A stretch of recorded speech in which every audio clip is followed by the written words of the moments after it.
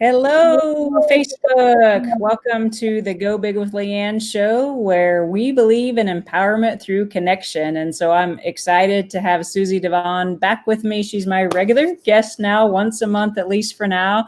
We'll have Suzie on. She is a speaker, an energy worker, a healer, a psychotherapist. So she has a whole lot of initials and titles behind her name, which is great. But the most important thing, she's just an amazing human being, which that's why I like Suzie so much. So tonight we're going to talk about multiple dimensions of self-care.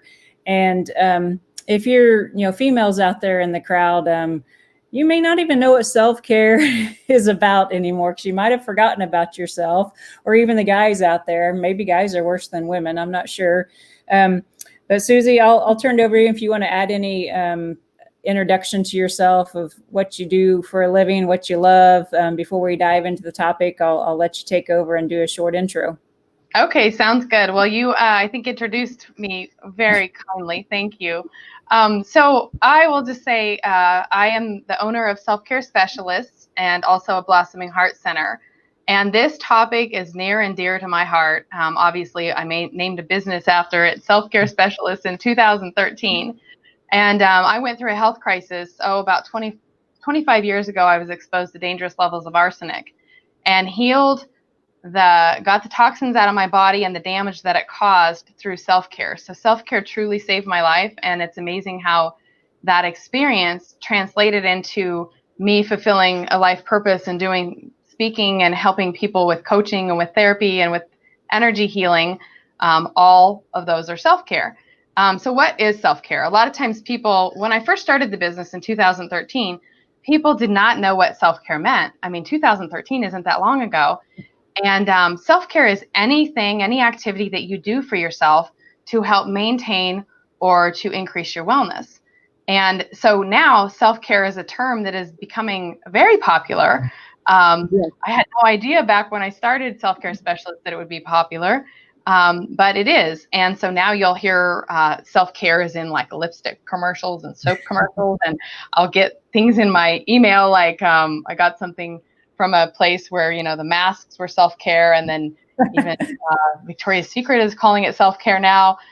Everything now is self-care, which is interesting. And self-care can, like I said, anything you do for yourself. It can be something small, it can be something big. But when I think about self-care, yes, those are all wonderful things that make us feel good. But I like to look at it a little bit deeper. So there are multiple dimensions. There's the physical dimension, there's the psychological dimension, there's professional self-care, there's spiritual self-care, there's interpersonal relationship self-care, there's even financial self-care. And so you can go as deep with your self-care as you want to go, but the deeper that you go with your self-care, the more I just find it to be more supportive and more fulfilling. And so sometimes people, when it comes to self-care, are like, oh, wow, I really don't think about myself much, or don't do much for myself. And whatever you do for yourself helps to uplift you, and it helps to support you so that you are more, more present for other people and have more to give within your profession and with your families and your friends and whatnot. So it isn't selfish at all to participate in self-care. And I know that is a myth. A lot of times people think, oh, that's a little selfish, a little narcissistic, or we've even been kind of trained to think differently, like even when we were little. Oh, don't do that. You need to take care of your brother or whatever. And I'm here to tell you that we need a paradigm shift where we're all taking responsibility for ourselves, for nurturing ourselves, for loving ourselves, for doing things for ourselves, because that's why it's self-care. It's something you can do for yourself. You can have people who help you with your self-care, like massage therapists or other, people on your team.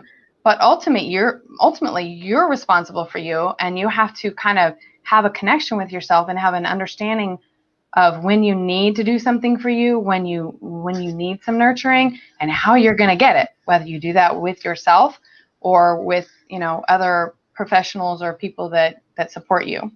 Yeah, Suzie, I realized I just took a vacation.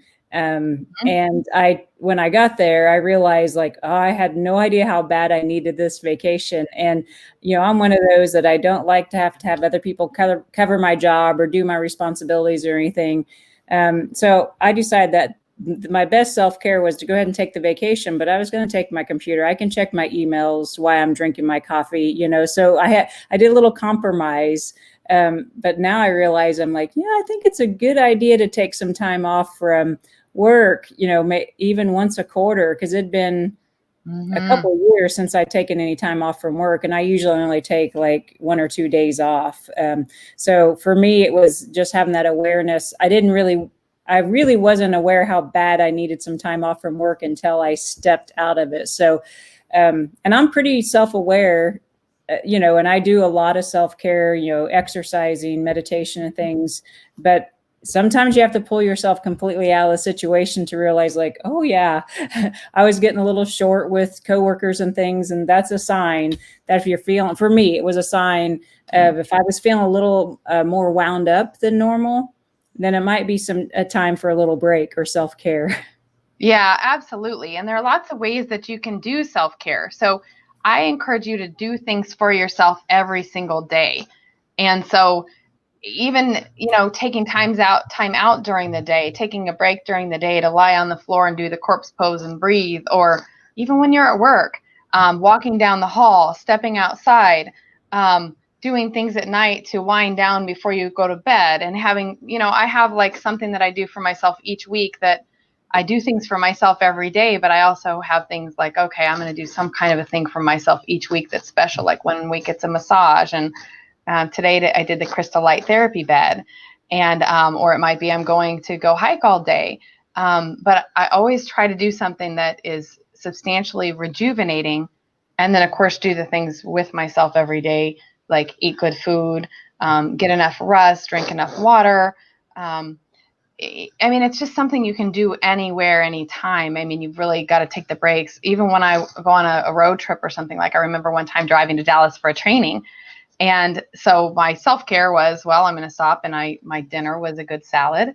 And then when I got gas, I stood outside and I jumped up and down like I was on the rebounder, because I needed to circulate my blood, and stretched a little bit. And yes, I'm sure I looked kind of silly, but I care enough about taking care of myself that really doesn't matter so much. And so, those are just a few ideas, but you can really interweave it into your day, all day long, doing your activities at night, doing things during the weekend. And like Leanne said, taking breaks, whether they're small breaks during the day, making sure you have maybe some time if you've had a busy week that you're just going to unplug and have time for you. On the weekend, taking those vacations. And if you can't take a vacation because you don't have the money, or you don't have anywhere to go, or you don't have the time, you can always take a staycation where you just say, okay, I'm going to unplug for the weekend, and maybe I'll take an extra day off and have a 3-day weekend and unplug. Tell your friends and family or whoever might be reaching out to you, hey, listen, I'm going to unplug for a bit. Don't want you to be worried. And you would be amazed, if you think you don't have enough time, when you unplug and pull away from the world, how time expands, and how you have a really nice quietness and a connection with yourself. And, oh, wow, I'm going to do what I feel like doing in the moment. It might not be what I normally do, but that's exactly what we need to get that kind of a break, is a change of scenery. It gives us a change of perspective. We come back fresh and alive. Yeah, that's awesome. And I have found that the other thing for a lot of people, I believe, for self-care is setting good boundaries. So, not answering your phone after a certain time, or like at work now, I've started to, like, when I'm eating my lunch at my desk, I'm not going to answer the phone. If the phone rings, I can go to voicemail. So I think a big part of self-care is setting some boundaries. Would you agree with that? Absolutely. I do agree with that. I think sometimes we have to say no to other people, or not now, so that we can say yes to ourselves. And I do that a lot too, where I let, if I'm in the middle of something, I stay present with what I'm doing, either have my ringer off, or, push the button so it goes to voicemail, because I feel like if somebody really wants to reach me, it's important, they'll leave a message, and when I can get back with them, then I will. So absolutely. Or turning your phone off so your texts aren't going ding, ding, ding all night when you're trying to relax. And I have to tell you that I just signed up for an online training program, and I got into it, and it was a totally technology driven based thing as it pertains to marketing, which is fantastic. But that's my weakness. And it was going to go a little faster than what was probably good for me and my nervous system. But one of the things we were supposed to do is get into this little system and have notifications so that we got notified every time we got a message from this group.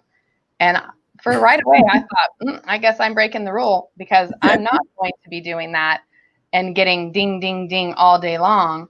And I set a time in which I go look at my email. It was supposed to be on our phone too, so that we could be reached. I'm like, no, I'm actually going to have this on my email. And then I chunk out, blocks of time in which I do this type of an activity or healing work or back office stuff. And I need to set a parameter around this. And it may not be exactly what we're being asked, but I know that I've got to do it in a way that makes sense for me so that I can maintain my energy and enthusiasm and do what it is that I need to do each day. So that's just an example. Boundaries are very important. Yeah, that's a great example. And even like, my iPhone kind of zaps me every now and then, like it tells me to breathe, or it tells me I have a notification. Sometimes one of my self-care is to take it off, is to take it completely off. So I'm not getting that stimulus every 5 or 7 seconds. So a lot of times, self-care is as simple as just turning the noise down, turning the notifications off, telling a friend, no, I'm not going to go out to eat tonight. I need my downtime. So self-care, it doesn't have to cost any money, doesn't have to cost any extra time. Because I know a lot of, parents that are raising younger children and we're trying to balance, doing at-home schooling and everything that they're doing. They don't feel like they have the time or the energy for self-care, but that's when you need it the most. And so that's, go out on your back patio with a good book, with a podcast, with some fun music that you love. And even if it's for 3 minutes, just do that one little thing for yourself, because like Suzie said, it's, we can't really give to anybody else if we haven't given to ourselves first. And if we're trying to give, at the end of that is resentment and anger and exhaustion. And I don't think that's what any one of us want to give to our family and our community. So that's true. And when you start to feel like you've lost your balance, where you've given, or you're totally exhausted and you have nothing to give, being aware that, I'm starting to lose my balance, I've got to shift, is a really important thing to do.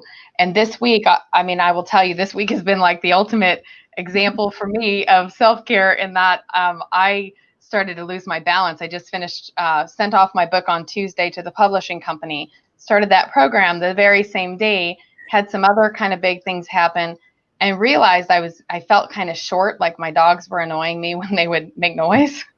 And I'm like, okay. And that's not, they can be a little frustrating. They're funny little dogs.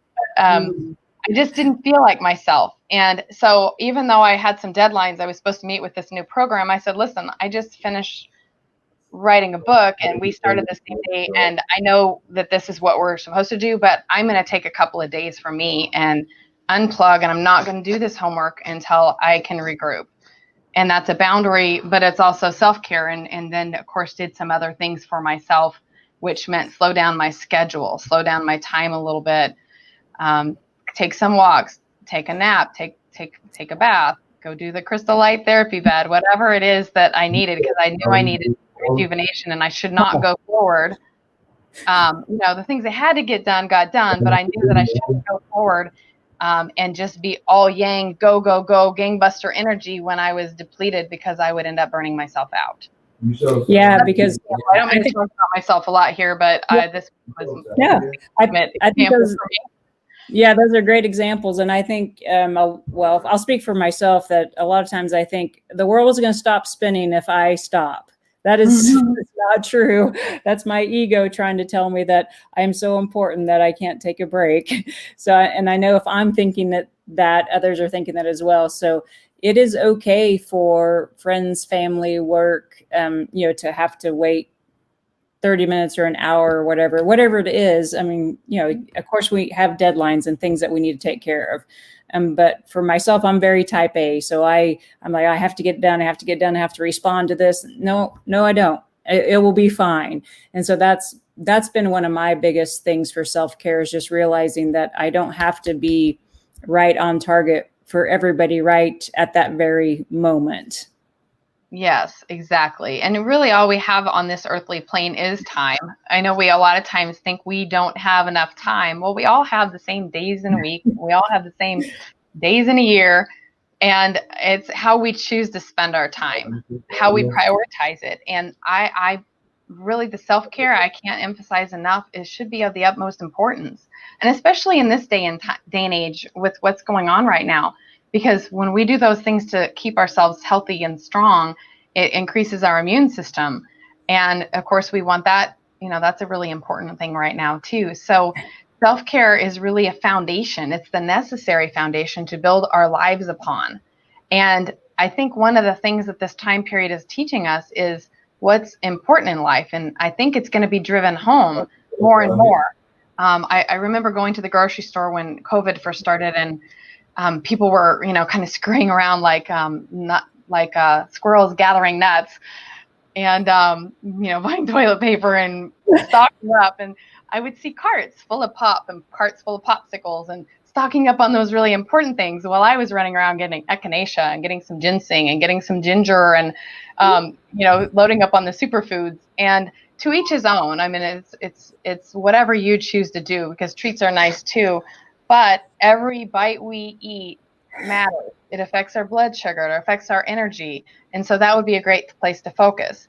Getting enough rest obviously helps to sustain us. The psychological self-care, I mean, I can't overemphasize that, because we're with ourselves every day, every moment, all the time. And so if we're feeling in a bunch, or we're not happy, or we're triggered, then taking care of that and going inside is going to make all the difference with how we see the external world. And so those things are really important. Taking time to meditate, taking time to breathe and slow down. That's one of the things that really is, I feel like this time period is hopefully driving home, is to slow down a little bit. The world isn't going to stop. And in fact, it's changing. And slowing down helps us to adjust and acclimate to the changes in a way that's a little bit more gentle on our bodies and on our nervous systems and on our thoughts and whatnot. And of course, this stuff can be done at work. You just have to find ways to do it, whether you're doing work in the office or whether you're doing work in your home. And whether you're doing work in your home and your kids are all there too. It can be done. And when you do it and you model that, then your kids and your family and other people are going to see that you're doing it. And so you're empowering them to do the same. And gosh, what a world it would be if all of our parents, when we were little, taught us self-care, taught us, hey, it'd be nice to slow down. What do you need? And teaching you to also ask yourself, what do I need right now, is really important and helpful. Yeah, and I have found that I'm good at the physical, the body self-care, really really good at that, and I've been really improving on the spiritual side of self-care, which to me is my mindset. That the whole just connection with myself and my higher power, whomever your higher power is. Whether it's God, Buddha, Mother Nature, whatever. But hopefully we all connect to something. And a lot of times in the work that I do, I see people kind of skipping over that part, the spiritual or the mindset connection, and they're only working on the physical part. And the mindset or the psychological part is really probably, it's all super important. But if we don't work on our internal self, then all the external stuff can only end up almost being like a Band-Aid to some degree. Would you agree? Absolutely. That's what I love about the deep inner work, is that it's like plucking roots from your core, and it really truly sets you free and helps you to fall in love with, when you really start to embrace compassion and love for yourself, then you have so much more love. Everything around you is beautiful and more love to give. And so I can't overemphasize that part of self-care. And a lot of times when people start with self-care, the first thing they think of is the physical, and that is a foundation. It's very important, but then people build upon that, and then they realize that their mental state and how they think and their beliefs are important, and the emotional energies they carry within themselves that need to be, worked through and released and healed. But I also, like you mentioned, the spiritual self-care. So, of course, meditation, when we meditate, that can take us to a whole new place that is connection with all that exists. And so it certainly can be stress relief to do the meditations and whatnot, but we can also it can help us connect on such a deep level to so much. But other ways that you can do spiritual self-care. So that could be reading books that you love, or, to each his own, whatever that is. It could be Eckhart Tolle, The Power of Now, or it could be the Bible, or it could be whatever it is that resonates with you. Doing like spiritual workshops. That is one of my very favorite things. I know right now it's a little bit challenging, but maybe I'm sure there are plenty of things online. But doing spiritual workshops, going away for just a half a day, or even like that's what I've done quite a bit with vacations in the past. Is when my kids were with their dad, then I would go off and go to another place and go to a special meditation retreat or a silent retreat, or go to a yoga ashram and do yoga and enjoy nature in the mountains for a week. So those are all options, now a little bit different, but one day we'll be able to do that again. And so there are all kinds of ways that you can do spiritual self-care. And of course, the attitude of gratitude is very serving, and of course, positive thinking as well. Yeah, definitely. So Suzie, what if someone is like feeling like they have never practiced self-care in their whole entire life, and they're really feeling beat up and worn out, and what would you like recommend for them to just, to get that first self-care step started? Okay, yeah. I think the first step to take with that is one is awareness of recognizing where things aren't going well in your life. And but probably the easiest, most necessary step initially is going to be maybe slow down a little bit, start looking at the diet, drinking lots of water, and paring out the food that is not good for you. Stop eating sugar, or eat less. Not drinking pop. Alcohol, cutting things like that down or out are going to be very helpful. But eating good food, eating food that is alive, that's green, that's clean, even if it's, you can start with if you want to do organic foods or not, but eating food that is live. So not so much out of the can or out of the freezer or out of a box, but cooking food or eating food that is, it's lean proteins, it's good fats, it's lots of fruits and vegetables, lots of water. There is no substitute for water. So I would drink, at least take your body weight, divide it in half, and have that many ounces of water a day. But also movement. Movement is very, very important. It helps support all your organs. And so getting some movement in, whether that's, doing some stretching or doing some yoga or doing some walking or whatever type of movement it is that resonates with you, getting some movement in, each day or several, as many days a week as you can is helpful. Good sleep. And if you find that you don't sleep well, then getting into a routine of unplugging in the evening so that you're not watching the news right before you go to bed. News is kind of stressful. Maybe taking a sea salt or an Epsom salt bath before you go to bed, having good sleep hygiene. And if you still have trouble sleeping, of course, minimize caffeine. If you have trouble and you're doing those things to relax, some meditation, some breath work, and it's still challenging you to sleep, a lot of times sleep issues have to do with emotional stuff that's unresolved. And a lot of times when people start to work on their emotional stuff, with doing, therapy, for instance, then they start to sleep better. And by all means, if it's not working for you, then you can look into other options with your physician, and just see, maybe do a sleep study and figure out what is the root of your sleep, why your sleep isn't going well. Yeah. I discovered a little magical patch to help me sleep. It's a vitamin patch that, so if you want information on that, it's working great for folks, and it's all natural. One of the things that I discovered, Suzie, those are all great tips. And it might be helpful to get a self-care buddy.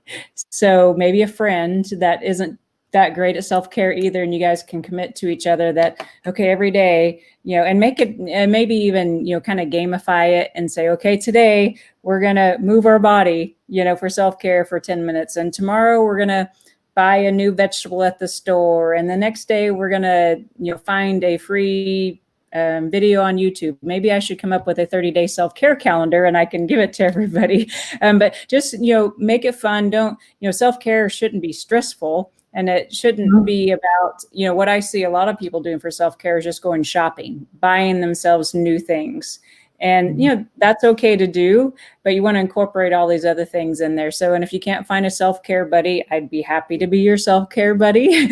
And then if you feel like you need, more attention, then Susie's your gal. You can, work with her on some energy work, some healing work, or psychotherapy work, and see if you can, figure out why you're not willing to do the self-care. Because if there's a block, there's a block, and we need to discover that and get that removed so you can. Because my intention for being on Facebook or doing these lives really is I want people to understand that life can. No matter all the chaos that's going on in the world, life can be peaceful and joyful, because that's an inside state. So I want people to just know that there's always hope, but there's always solutions. There's always things that we can do. And most of the time it doesn't cost a lot of money to do things. If you get connected with the right people and you get connected with yourself, then most everything we need is already here. We just need to tap into it. Yes, absolutely. Absolutely. Subconscious beliefs, that I like that you mentioned that, because almost always when people work with me at some point in time, even people who take pretty good care of themselves, realize that they want to up it. They want to up level. They want to take better care of themselves. And you can always increase and change and shift your self-care around and improve it. And it seems like sometimes, it comes up where people might want to lose a few pounds, where they want to eat better, where they want to be more motivated in that front, want to exercise. And I'll do subconscious belief repatterning with them and their thoughts around that. So changing their beliefs to, I am motivated to exercise and I enjoy it. I enjoy eating healthy foods. I have the discipline to eat good food.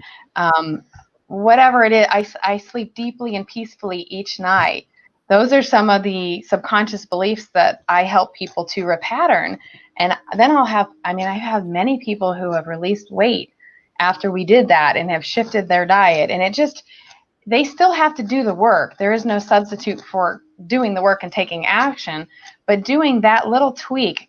Like one woman put it like this: she hadn't exercised in 15 years and she used to love to exercise. She goes, I don't know what happened. I just stopped enjoying it. And then it became, a laborsome thing to go down to the mailbox. And she she used to love it. And then she gained weight. And so we started with those things about eating good food, about exercising. And she came back the next week and she was like, it was like a light flip switched. And I felt like exercising. I'm like, wow, I just paid. I don't know what's going to happen. I just help and we'll see what happens. And she joined the health club here, Genesis, the very next day after not exercising for 15 years. And then she started releasing pounds and pounds. And I've seen that happen with several people. And so what I love about that subconscious belief repatterning work is that we can talk about what's not going well in your life, or what would you like to be true for yourself, and then do some shifting. And sometimes it's like a flip of the switch, and sometimes the universe rearranges itself for you to get what it is that you need, but it's some powerful work. And so if you need a little push, by all means, give me a call or send me an email, and you'll get 15 minutes free consultation if you want to decide if it's for you. And if the work that I do is for you, then we'll set up some time and get down to it. Yeah, that's awesome. And I mean, you can't go wrong with a 15-minute consultation, because then you'll know if Susie's a good fit for you. So definitely take advantage of that, guys, if you're feeling a little stuck anywhere in your life, because I know that her work is great, because I've worked with her on things that I was stuck on. And it's just like removing that obstacle. She helps you do that. And then you can continue to move forward on those dreams and desires that you have in your life. And but as long as they're in the way, if you don't do the work, it's going to be like Groundhog Day. It'll keep showing up over and over again. And you'll start really noticing patterns in your life. You're like, oh my God, I'm right back where I was, a year ago. The same excuses, same mindset, da da da da da. And we don't want that for you. We want everybody, because right now I think the timing in life is calling us to really bust out and be our best selves, and just take advantage of that self-care, so then we can be those people that we have that strong desire to be. So my call to action to you is to get a hold of Suzie if you're feeling a little stuck. And then the other call to action is just realize that everybody is worthy and deserving of self-care. And so whatever feels good for you to do tonight, let's start tonight and do, even 90 seconds of something that feels good to you. And if you're watching the replay, then, whenever you watch it, but within that, short period of time, just make a decision and do something for yourself. That's great advice. And that is one of the things too that I do with the subconscious beliefs is I do some muscle testing, kinesiology and muscle testing, to determine a subconscious belief. And so the belief, it is okay to take care of myself, or my needs matter. Those are the things that we start with, and that gets the blockage of self-care out of the way. And or it's okay to feel what I feel. That's a really important one, to do some of the deeper inner work too.